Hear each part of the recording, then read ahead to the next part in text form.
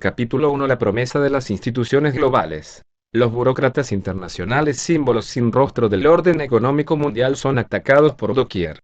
Las reuniones de oscuros tecnócratas en torno a temas tan anodinos como los préstamos preferenciales o las cuotas comerciales se han transformado en escenarios de iracundas batallas callejeras y grandes manifestaciones. Las protestas en la reunión de Seattle de la Organización Mundial de Comercio en 1999 fueron una sacudida, pero desde entonces el movimiento ha crecido y la furia se ha extendido. Prácticamente todas las reuniones importantes del Fondo Monetario Internacional, el Banco Mundial y la OMC equivalen ahora a conflictos y disturbios. La muerte de un manifestante en Génova en 2001 fue la primera de las que pueden ser muchas más víctimas de la guerra contra la globalización. Los alborotos y las protestas contra las políticas y medidas de las instituciones de la globalización no son desde luego una novedad. Durante décadas los pueblos del mundo subdesarrollado se han rebelado cuando los programas de austeridad impuestos en sus países han sido demasiado severos, pero sus quejas no solían tener eco en Occidente. Lo nuevo es hoy la ola de condenas en los países desarrollados. Asuntos como los préstamos de ajuste estructural, programas diseñados para ayudar a que los países se ajusten y capeen las crisis, y las cuotas del plátano, los límites que algunos países de Europa establecen a las importaciones de plátanos de países que no sean sus antiguas colonias, interesaban solo a unos pocos. Ahora hay chicos de 16 años en los suburbios que tienen opiniones tajantes sobre tratados como el GATT, Acuerdo General sobre Aranceles y Comercio, y el NAFTA, el Área Norteamericana de Libre Comercio, acuerdo firmado en 1992 entre México, Estados Unidos y Canadá, que permite el libre movimiento de bienes, servicios y capitales, pero no personas entre dichos países. Las protestas han provocado un enorme caudal de exámenes de conciencia desde el poder político. Incluso los políticos conservadores, como el presidente francés Jacques Chirac, han manifestado su preocupación porque la globalización no está mejorando la vida de quienes más necesitan de sus prometidas ventajas. 1. Es claro para casi todo el mundo que algo ha funcionado terriblemente mal. Prácticamente de la noche a la mañana, la globalización se ha vuelto el asunto más apremiante de nuestro tiempo, que se discute en salas de juntas y en páginas editoriales y en escuelas de todo el planeta. ¿Por qué la globalización, una fuerza que ha producido tanto bien, ha llegado a ser tan controvertida? 1. J. Chirac, The Economy Must Be Made to Serve People, discurso ante la Conferencia Internacional del Trabajo, junio de 1996. La apertura al comercio internacional ayudó a numerosos países a crecer mucho más rápidamente de lo que habrían podido en caso contrario. El comercio exterior fomenta el desarrollo cuando las exportaciones del país lo impulsan. El crecimiento propiciado por las exportaciones fue la clave de la política industrial que enriqueció a Asia y mejoró la suerte de millones de personas. Gracias a la globalización muchas personas viven hoy más tiempo y con un nivel de vida muy superior. Puede que para algunos en Occidente los empleos poco remunerados de Nike sean explotación, pero para multitudes en el mundo subdesarrollado trabajar en una fábrica es ampliamente preferible a permanecer en el campo y cultivar arroz. La globalización ha reducido la sensación de aislamiento experimentada en buena parte del mundo en desarrollo y ha brindado a muchas personas de esas naciones acceso a un conocimiento que hace un siglo ni siquiera estaba al alcance de los más ricos del planeta.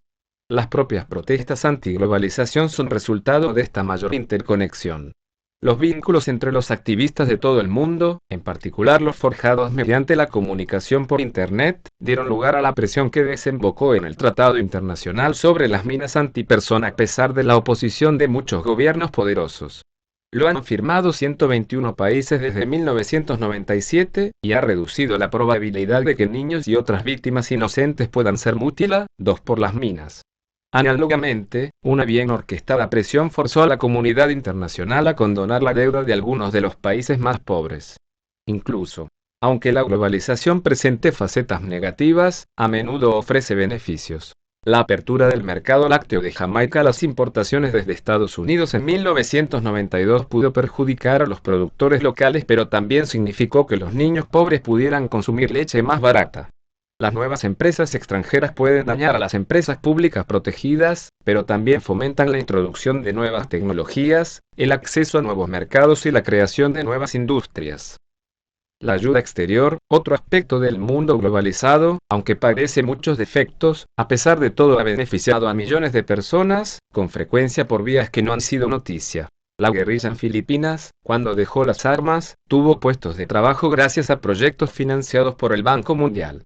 Los proyectos de riego duplicaron sobradamente las rentas de los agricultores que accedieron hacia el agua. Los proyectos educativos expandieron la alfabetización a las áreas rurales. En un puñado de países los proyectos contra el SIDA han contenido la expansión de esa letal enfermedad. Quienes vilipendían la globalización olvidan a menudo sus ventajas, pero los partidarios de la misma han sido incluso más sesgados. Para ellos la globalización, cuando está típicamente asociada a la aceptación del capitalismo triunfante de estilo norteamericano, es el progreso. Los países en desarrollo la deben aceptar si quieren crecer y luchar eficazmente contra la pobreza. Sin embargo, para muchos en el mundo subdesarrollado la globalización no ha cumplido con sus promesas de beneficio económico. La creciente división entre los poseedores y los desposeídos ha dejado a una masa creciente en el tercer mundo sumida en la más abyecta pobreza y viviendo con menos de $1 por día. A pesar de los repetidos compromisos sobre la mitigación de la pobreza en la última década del siglo XX, el número de pobres ha aumentado en casi 100 millones. Esto sucedió al mismo tiempo que la renta mundial total aumentaba en promedio un 2,5% anual. En África, las ambiciosas aspiraciones que siguieron a la independencia colonial se han visto en buena parte frustradas. En vez de ello, el continente se precipita cada vez más a la miseria, las rentas caen y los niveles de vida descienden. Las laboriosamente conquistadas mejoras en la expectativa de vida de las décadas recientes han empezado a revertirse. Aunque el flagelo del SIDA está en el centro de este declive, la pobreza también mata. Incluso los países que abandonaron el socialismo africano y lograron establecer gobiernos razonablemente honrados, equilibrar sus presupuestos y contener la inflación han comprobado que simplemente no son capaces de atraer inversores privados. Sin esta inversión no pueden conseguir un desarrollo sostenible. En 1990 había 2.718 millones de personas que vivían con menos de $2 diarios. En 1998 ese número de pobres era estimado en 2.801 millones, Banco Mundial, Global Economic Prospects and TDB, Lopin Countries 2000, Washington D.C., World Bank, 2000, PAG. 29. Para más información véase World Development Report y World Economic Indicators, publicaciones anuales del Banco Mundial. Los datos sobre salud pueden encontrarse en UNAIDS/OMS, Report on AIDS Epidemic 1998.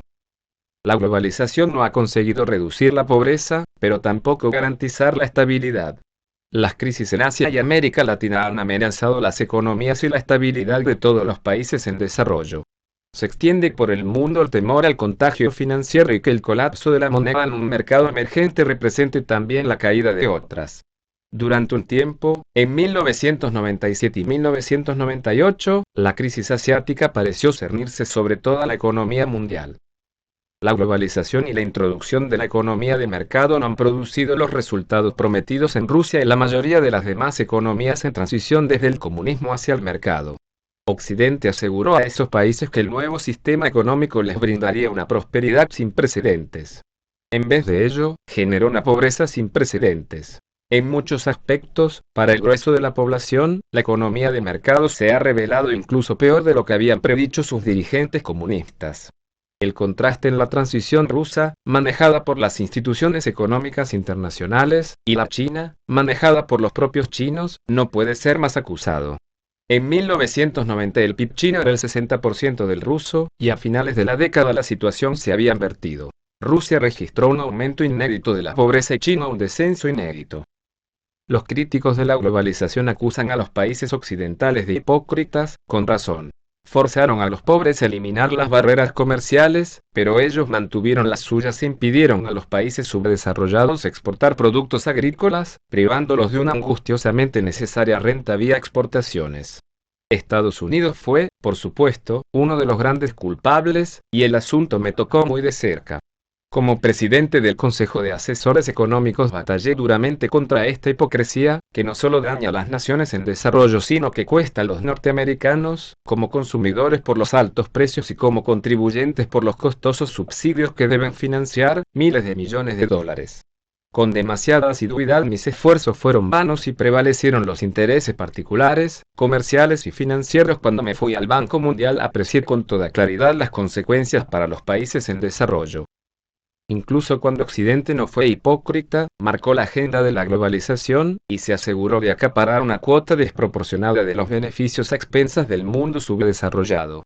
No fue solo que los países industrializados se negaron a abrir sus mercados a los bienes de los países en desarrollo, por ejemplo, mantuvieron sus cuotas frente a una multitud de bienes, desde los textiles hasta el azúcar, aunque insistieron en que estos abrieran los suyos a los bienes de las naciones opulentas. No fue solo que los países industrializados continuaron subsidiando la agricultura y dificultando la competencia de los países pobres, aunque insistieron en que estos suprimieran los subsidios a sus bienes industriales. Los términos del intercambio, los precios que los países desarrollados y menos desarrollados consiguen por las cosas que producen después del último acuerdo comercial de 1995, el octavo, revelan que el efecto neto fue reducir los precios que algunos de los países más pobres del mundo cobran con relación a lo que pagan por sus importaciones. El resultado fue que algunas de las naciones más pobres de la Tierra empeoraron aún más su situación. Los bancos occidentales se beneficiaron por la flexibilización de los controles sobre los mercados de capitales en América Latina y Asia, pero esas regiones sufrieron cuando los flujos de dinero caliente especulativo, dinero que entra y sale de un país, a menudo de la noche a la mañana, y que no suele ser más que una apuesta sobre si la moneda va a apreciarse o depreciarse, que se habían derramado sobre los países súbitamente tomaron la dirección opuesta. La abrupta salida de dinero dejó atrás divisas colapsadas y sistemas bancarios debilitados. La Ronda Uruguay también fortaleció los derechos de propiedad intelectual. Las compañías farmacéuticas norteamericanas y occidentales podían ahora impedir que los laboratorios indios o brasileños les robaran su propiedad intelectual. Pero esos laboratorios del mundo subdesarrollado hacían que medicamentos vitales fueran asequibles por los ciudadanos a una fracción del precio que cobraban las empresas occidentales. Hubo así dos caras en las decisiones adoptadas en la Ronda Uruguay. 3. Este octavo acuerdo resultó de las negociaciones de la llamada Ronda Uruguay, abierta en Punta del Este, Uruguay, en 1986. Esta ronda concluyó en Marrakech el 15 de diciembre de 1993, cuando 117 países firmaron dicho acuerdo de liberalización comercial, que fue finalmente aprobado por Estados Unidos y rubricado por el presidente Clinton el 8 de diciembre de 1994. La Organización Mundial del Comercio fue formalmente inaugurada el 1 de enero de 1995, y hasta julio se integraron en ella más de 100 países. Los beneficios de las empresas farmacéuticas occidentales aumentarían, lo que según sus partidarios brindaría más incentivos para innovar, pero los mayores por las ventas en los países subdesarrollados eran pequeños, puesto que pocos podían pagar los medicamentos, con lo que el efecto incentivo sería en el mejor de los casos limitado. La otra cara fue que miles de personas resultaron de hecho condenadas a muerte, porque los gobiernos y los ciudadanos de los países subdesarrollados ya no podían pagar los elevados precios ahora impuestos. En el caso del SIDA, la condena internacional fue tan firme que los laboratorios debieron retroceder y finalmente acordaron rebajar sus precios y vender los medicamentos al coste a finales de 2001. Pero el problema subyacente, el hecho de que el régimen de propiedad intelectual establecido en la Ronda Uruguay no era equilibrado y reflejaba sobre todo los intereses y perspectivas de los productores y no de los usuarios, en los países desarrollados o en desarrollo, sigue en pie. La globalización tuvo efectos negativos no solo en la liberalización comercial sino en todos sus aspectos, incluso en los esfuerzos aparentemente bien intencionados. Cuando los proyectos agrícolas o de infraestructuras recomendados por Occidente, diseñados con el asesoramiento de consejeros occidentales, y financiados por el Banco Mundial fracasan, los pueblos pobres del mundo subdesarrollado deben amortizar los préstamos igualmente, salvo que se aplique alguna forma de condonación de la deuda. Si los beneficios de la globalización han resultado en demasiadas ocasiones inferiores a lo que sus defensores reivindican, el precio pagado ha sido superior, porque el medio ambiente fue destruido, los procesos políticos corrompidos y el veloz ritmo de los cambios no dejó a los países un tiempo suficiente para la adaptación cultural. Las crisis que desembocaron en un paro masivo fueron a su vez seguidas de problemas de disolución social a largo plazo, desde la violencia urbana en América Latina hasta conflictos étnicos en otros lugares, como Indonesia. Estos problemas no son precisamente nuevos, pero la reacción mundial cada vez más vehemente contra las políticas que conducen a la globalización constituye un cambio significativo. Durante décadas, Occidente ha hecho casi oídos sordos a los clamores de los pobres en África y los países subdesarrollados de otras partes del globo. Quienes trabajaban en las naciones en desarrollo sabían que algo no iba bien cuando asistían a la generalización de las crisis financieras y al aumento del número de pobres. Pero ellos no podían cambiar las reglas de juego e influir sobre las instituciones financieras internacionales que las dictaban. Quienes valoraban los procesos democráticos comprobaron que la condicionalidad, los requisitos que los prestamistas internacionales imponían a cambio de su cooperación, minaba la soberanía nacional. Pero hasta la llegada de las protestas cabían pocas esperanzas para el cambio y pocas salidas para las quejas. Algunos de los que protestaban cometieron excesos, algunos defendían aún más barreras proteccionistas contra los países pobres, lo que habría agravado sus apuros. Pero a pesar de estos problemas, los sindicalistas, estudiantes, ecologistas, ciudadanos corrientes que marcharon por las calles de Praga, Seattle, Washington y Génova, añadieron la urgencia de la reforma a la agenda del mundo desarrollado. Los manifestantes conciben la globalización de manera muy diferente que el secretario del Tesoro de los Estados Unidos, o los ministros de Hacienda y de Comercio de la mayoría de las naciones industrializadas. La disparidad de enfoques es tan acusada que uno se pregunta: ¿están los manifestantes y los políticos hablando de los mismos fenómenos? ¿Están observando los mismos datos? ¿Están las ideas de los poderosos tan nubladas por los intereses particulares y concretos?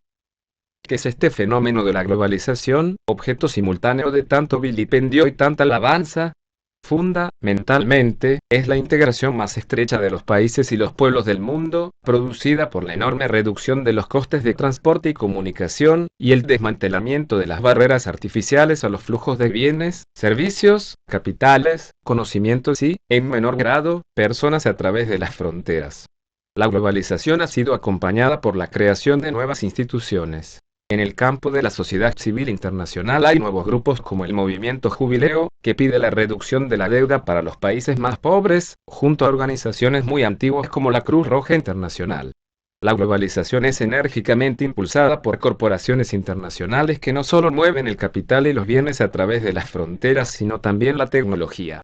Asimismo, la globalización ha animado una renovada atención hacia veteranas instituciones internacionales intergubernamentales, como la ONU, que procuran mantener la paz. La Organización Internacional del Trabajo, fundada en 1919, que promueve en todo el mundo actividades bajo la consigna trabajo digno, y la Organización Mundial de la Salud, especialmente preocupada en la mejora de las condiciones sanitarias del mundo subdesarrollado. Muchos, quizá la mayoría, de estos aspectos de la globalización han sido saludados en todas partes. Nadie desea que sus hijos mueran cuando hay conocimientos y medicinas disponibles en otros lugares del mundo. Son los más limitados aspectos económicos de la globalización los que han sido objeto de polémica, y las instituciones internacionales que han fijado las reglas y han establecido o propiciado medidas como la liberalización de los mercados de capitales, la eliminación de las normas y reglamentaciones de muchos países en desarrollo que apuntan a la estabilización de los flujos del dinero volátil que entra y sale del país. Para comprender lo que falló es importante observar las tres instituciones principales que gobiernan la globalización: el FMI, el Banco Mundial y la OMC. Hay además una serie de otras entidades que desempeñan un papel en el sistema económico internacional, unos bancos regionales, hermanos pequeños del Banco Mundial, y numerosas organizaciones de la ONU, como el Programa de las Naciones Unidas para el Desarrollo, o la Conferencia de las Naciones Unidas para el Comercio y el Desarrollo, UNCTAD. La posición de estas organizaciones a menudo difiere marcadamente de la del FMI o el BM. La OIT, por ejemplo, está preocupada porque el FMI presta escasa atención a los derechos laborales, y el Banco de Desarrollo de Asia aboga por un pluralismo competitivo que brinde a los países en desarrollo enfoques alternativos sobre estrategias de desarrollo, incluyendo el modelo asiático en el cual los estados se apoyan en los mercados pero cumplen un papel activo en crear, modelar y guiar los mercados, incluyendo la promoción de nuevas tecnologías, y donde las empresas asumen una considerable responsabilidad en el bienestar social de sus empleados, que dicho banco califica de claramente distinto del modelo norteamericano propiciado por las instituciones de Washington. En este libro me ocupo especialmente del FMI y del BM, sobre todo porque han estado en el centro de las grandes cuestiones económicas durante las últimas 2 décadas, como las crisis financieras y la transición de los países excomunistas a la economía de mercado. El FMI y el BM se originaron en la Segunda Guerra Mundial como resultado de la Conferencia Monetaria y Financiera de las Naciones Unidas en Bretton Woods, New Hampshire, en julio de 1944, y fueron parte del esfuerzo concertado para reconstruir Europa tras la devastación de la guerra y para salvar al mundo de depresiones económicas futuras. El nombre verdadero del Banco Mundial, Banco Internacional para la Reconstrucción y el Desarrollo, refleja su misión original. La última parte, desarrollo, fue añadido tardío. En ese entonces el grueso de los países del mundo subdesarrollado eran aún colonias y se consideraba que los magros esfuerzos del desarrollo económico podían o deberían de ser responsabilidad de sus amos europeos. La más ardua tarea de asegurar la estabilidad económica global fue confiada al FMI. Los congregados en Bretton Woods tenían muy presente la depresión mundial de los años 30. Hace casi 3/4 de siglo, el capitalismo afrontó la crisis más severa de su historia. La Gran Depresión abarcó todo el planeta y registró incrementos inéditos del paro. En su peor momento, la cuarta parte de la población activa estadounidense estaba desempleada. El economista británico John Maynard Keynes, que después sería un participante clave en Bretton Woods, planteó una explicación simple y un conjunto correspondientemente sencillo de prescripciones. La falta de una suficiente demanda agregada daba cuenta de las recesiones económicas. Las políticas estatales podían estimular la demanda agregada. En los casos en los que la política monetaria fuera ineficaz, los gobiernos podían recurrir a políticas fiscales, subiendo el gasto o recortando los impuestos.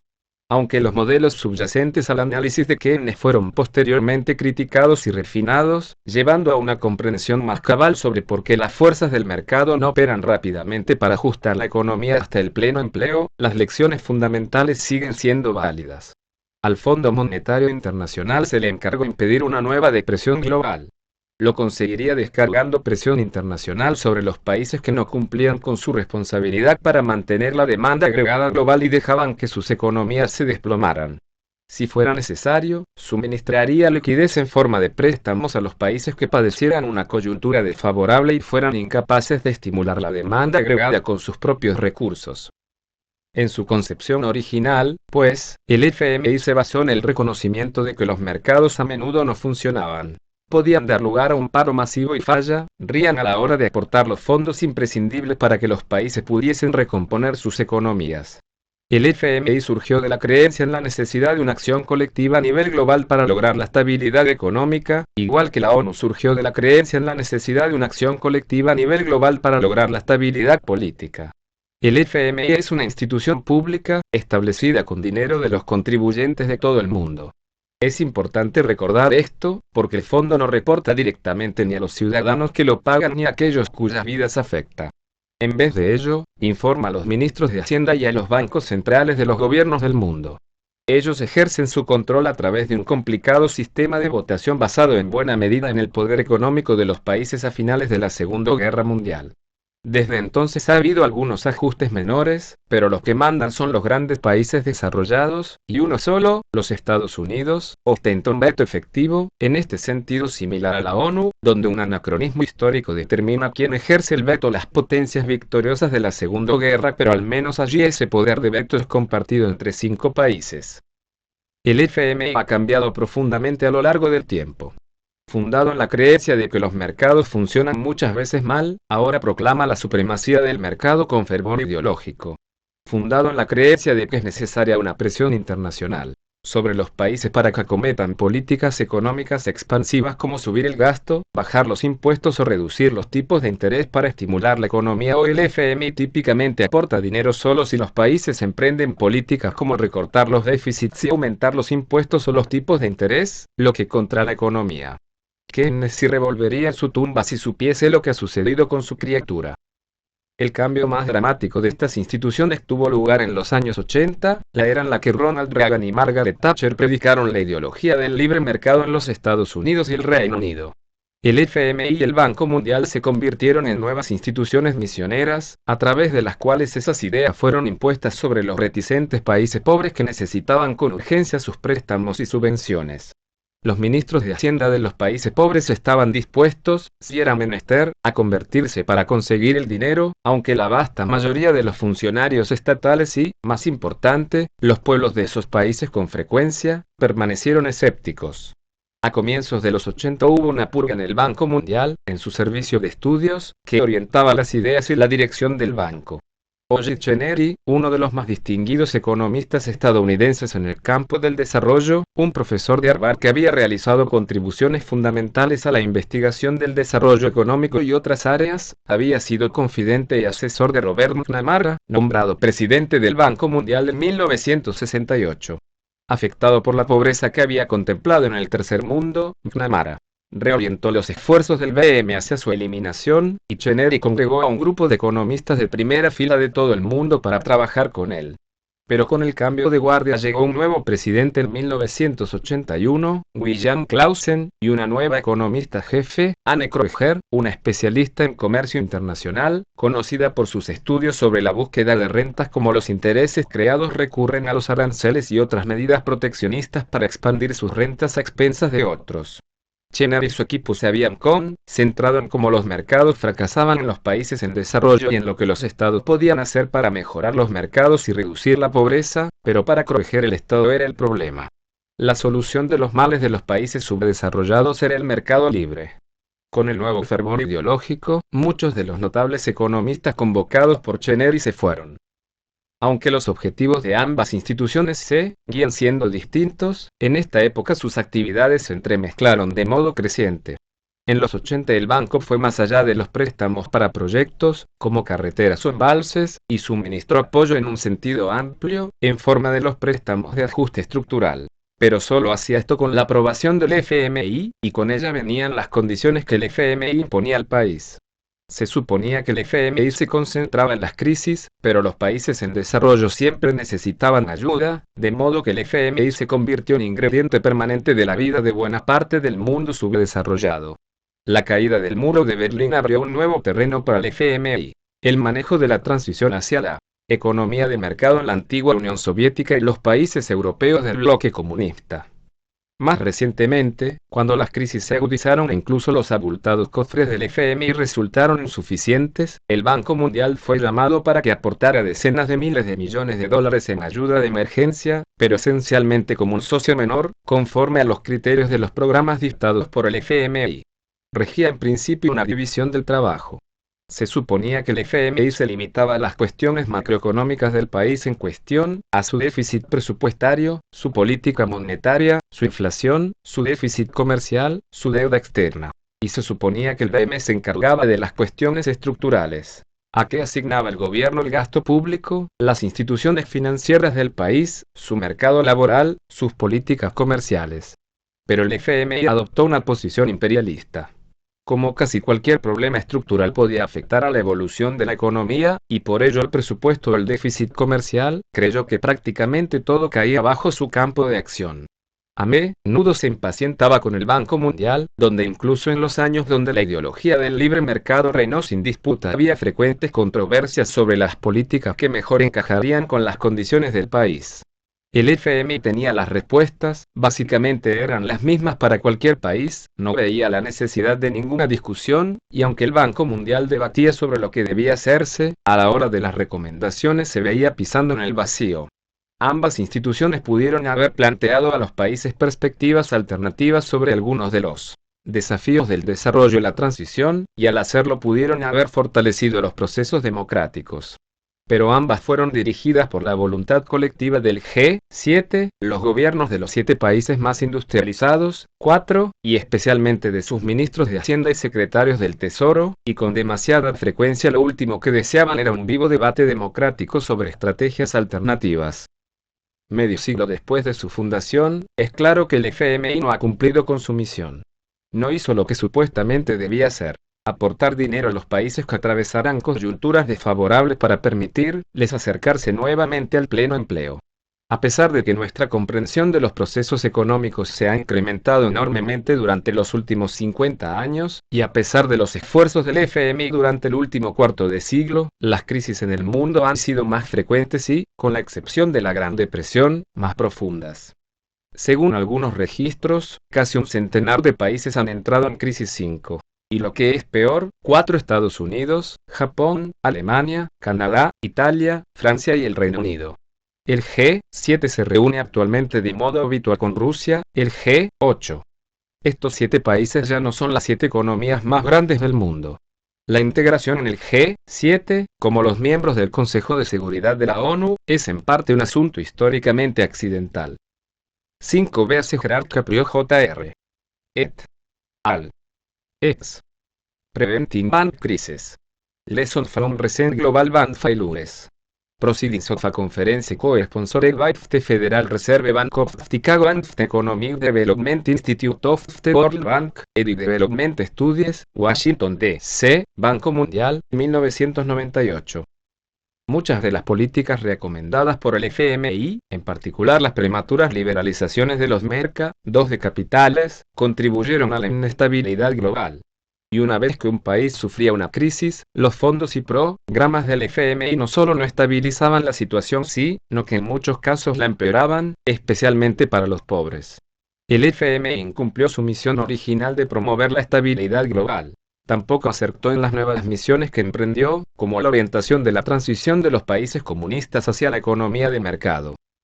El acuerdo de Bretton Woods contemplaba una tercera organización económica internacional, una organización mundial de comercio que gobernara las relaciones comerciales internacionales, una tarea parecida al gobierno por el FMI de las relaciones financieras internacionales. Las políticas comerciales del tipo empobrecer al vecino, por las cuales los países elevaban los aranceles para preservar sus propios mercados pero a expensas de los demás, fueron responsabilizadas por la extensión y profundidad de la depresión. Se necesitaba una organización internacional no solo para impedir la reaparición de una depresión, sino para fomentar el libre flujo de bienes y servicios. Aunque el Acuerdo General sobre Aranceles y Comercio, GATT, consiguió recortar los aranceles considerablemente, era difícil arribar a un acuerdo definitivo. Y solo en 1995, medio siglo después del fin de la guerra y 2/3 de siglo después de la Gran Depresión, pudo nacer la Organización Mundial de Comercio. Pero la OMC, que es radicalmente distinta de las otras dos organizaciones, no fija ella las reglas, sino que proporciona el foro donde las negociaciones comerciales tienen lugar, y garantiza que los acuerdos se cumplan. Las ideas e intenciones subyacentes en la creación de las instituciones económicas internacionales eran buenas, pero gradualmente evolucionaron con los años y se convirtieron en algo muy diferente. La orientación keynesiana del FMI, que subrayaba los fallos del mercado y el papel del Estado en la creación de empleo, fue reemplazada por la sacralización del libre mercado en los 80, como parte del nuevo consenso de Washington entre el IMF, el BMI y el Tesoro de Estados Unidos sobre las políticas correctas para los países subdesarrollados, que marcó un enfoque completamente distinto del desarrollo económico y la estabilización. Muchas de las ideas incorporadas al consenso fueron desarrolladas como respuesta a los problemas de América Latina, donde los gobiernos habían perdido todo control presupuestario y las políticas monetarias conducido a inflaciones rampantes. El gran salto en el crecimiento registrado en algunos de los países de la región en las décadas siguientes a la Segunda Guerra Mundial no había tenido continuidad, supuestamente por la excesiva intervención estatal en la economía. Estas ideas, elaboradas para hacer frente a problemas específicos de América Latina, fueron después consideradas aplicables a países de todo el mundo. La liberalización de los mercados de capitales fue propiciada a pesar del hecho de que no existen pruebas de que estimule el crecimiento económico. En otros casos, las políticas económicas derivadas del consenso de Washington y aplicadas en las naciones subdesarrolladas no eran las apropiadas para países en los primeros estadios del desarrollo o las primeras fases de la transición. Por citar solo unos pocos ejemplos, la mayoría de los países industrializados, incluidos Estados Unidos y Japón, edificaron sus economías mediante la protección sabia y selectiva de algunas de sus industrias, hasta que fueron lo suficientemente fuertes como para competir con compañías extranjeras. Es verdad que el proteccionismo generalizado a menudo no ha funcionado en los países que lo han aplicado, pero tampoco lo ha hecho una rápida liberalización comercial. Forzar a un país en desarrollo a abrirse a los productos importados que compiten con los elaborados por alguna de sus industrias, peligrosamente vulnerables a la competencia de buena parte de industrias más vigorosas en otros países, puede tener consecuencias desastrosas, sociales y económicas. Se han destruido empleos sistemáticamente. Los agricultores pobres de los países subdesarrollados no podían competir con los bienes altamente subsidiados de Europa y Estados Unidos antes de que los sectores industriales y agrícolas de los países pudieran fortalecerse y crear nuevos puestos de trabajo. Aún peor, la insistencia del FMI en que los países en desarrollo mantuvieran políticas monetarias estrictas llevaron a tipos de interés incompatibles con la creación de empleo incluso en las mejores circunstancias. Y como la liberalización comercial tuvo lugar antes del tendido de redes de seguridad, quienes perdieron su empleo se vieron arrastrados a la pobreza. Así, con demasiada frecuencia la liberalización no vino seguida del crecimiento prometido, sino de más miseria. Incluso aquellos que conservaron sus puestos de trabajo fueron golpeados por una sensación de inseguridad en aumento. Los controles de capital son otro ejemplo. Los países europeos bloquearon el flujo de capitales hasta los años 70. Alguien podría decir que no es justo insistir en que los países en desarrollo, con un sistema bancario que apenas funciona, se arriesguen a abrir sus mercados. Pero dejando a un lado tales nociones de justicia, es económicamente errado. El flujo de dinero caliente entrando y saliendo del país, que tantas veces sigue a la liberalización de los mercados de capitales, provoca estragos. Los países subdesarrollados pequeños son como minúsculos botes. La rápida liberalización de los mercados de capitales, del modo recomendado por el FMI, significó soltarlos a navegar en un mar embravecido, antes de que las grietas de sus cascos hayan sido reparadas, antes de que el capitán haya sido entrenado, antes de subir a bordo los chalecos salvavidas. Incluso en la mejor de las circunstancias había una alta probabilidad de que zozobraran al ser golpeados por una gran ola. La aplicación de teorías económicas equivocadas no habría representado un problema tan grave si el final primero del colonialismo y después del comunismo no hubiese brindado al FMI y al BM la oportunidad de expandir en gran medida sus respectivos mandatos originales y ampliar vastamente su campo de acción. Hoy dichas instituciones son protagonistas dominantes en la economía mundial.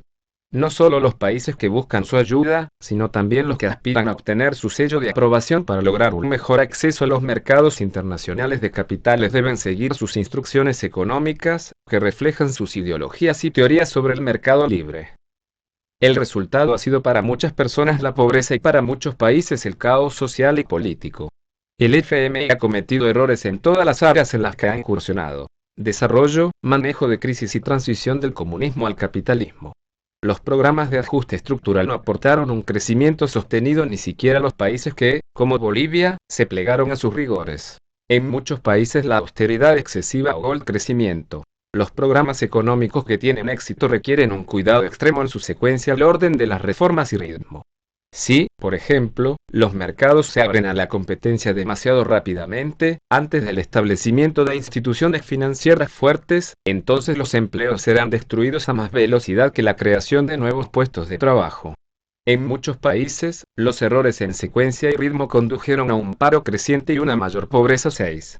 Tras la crisis asiática, se ha lanzado una multitud de críticas contra los programas de ajuste estructural, e incluso la evaluación de los programas por el propio fondo ha notado sus numerosos defectos. Esta evaluación tiene 3 partes. Revisión interna por el personal del FMI, INFESTAF, FTENSAF, Economic Adjustment and Reform in Low Income Countries, Occasional Paper 156, 12 de febrero de 1998. Evaluación externa a cargo de un experto independiente, K. Botchway, y otros, Report by a Group of Independent Experts Review. External Evaluation of TESAF, Washington D.C., FMI, 1998. Y un informe del personal del FMI a la Junta de Directores del FMI con una condensación de los 2 análisis, INFESTAF, Distilling Lessons from TESAF Reviews, Washington D.C., FMI, julio de 1998. De 1997 las políticas del FMI exacerbaron las convulsiones en Indonesia y Tailandia. Las reformas liberales en América Latina han tenido éxito en algunos casos. Un ejemplo muy citado es Chile, pero buena parte del resto del continente aún debe recuperarse de la década perdida para el crecimiento que siguió a los así llamados exitosos rescates del FMI a comienzos de los años 80, y muchos sufren hoy tasas de paro persistentemente elevadas. Las de Argentina, por ejemplo, son de 2 dígitos desde 1995, aunque la inflación ha sido contenida. El colapso argentino en 2001 es uno de los más recientes fracasos de los últimos años. Dado la alta tasa de desempleo durante casi 7 años, lo asombroso no es que los ciudadanos se amotinaran, sino que sufrieran en silencio durante tanto tiempo.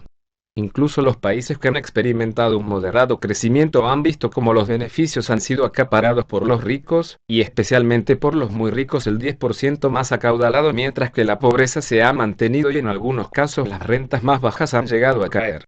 En los problemas del FMI y las demás instituciones económicas internacionales subyace un problema de gobierno. ¿Quién decide qué hacen? Las instituciones están dominadas no solo por los países industrializados más ricos, sino también por los intereses comerciales y financieros de esos países, lo que naturalmente se refleja en las políticas de dichas entidades. La elección de sus presidentes simboliza esos problemas y con demasiada asiduidad ha contribuido a su disfunción. Aunque casi todas las actividades del FMI y el BM tienen lugar hoy en el mundo subdesarrollado, y ciertamente todos sus préstamos, estos organismos siempre están presididos por representantes de los países industrializados. Por costumbre o acuerdo tácito, el presidente del FMI siempre es europeo, y el del Banco Mundial siempre es norteamericano. Estos son elegidos a puerta cerrada y jamás se ha considerado un requisito que el presidente posea alguna experiencia sobre el mundo en desarrollo. Las instituciones no son representativas de las naciones a las que sirven. Los problemas también derivan de quien habla en nombre del país. En el FMI son los ministros de Hacienda y los gobernadores de los bancos centrales. En la OMC son los ministros de Comercio. Cada uno de estos ministros se alinea estrechamente con grupos particulares en sus propios países. Los ministros de Comercio reflejan las inquietudes de la comunidad empresarial, tanto los exportadores que desean nuevos mercados abiertos para sus productos como los productores de bienes que compiten con las importaciones. Estos grupos, por supuesto, aspiran a mantener todas las barreras comerciales que puedan y conservar todos los subsidios cuya concesión hayan obtenido persuadiendo al Congreso o sus parlamentos.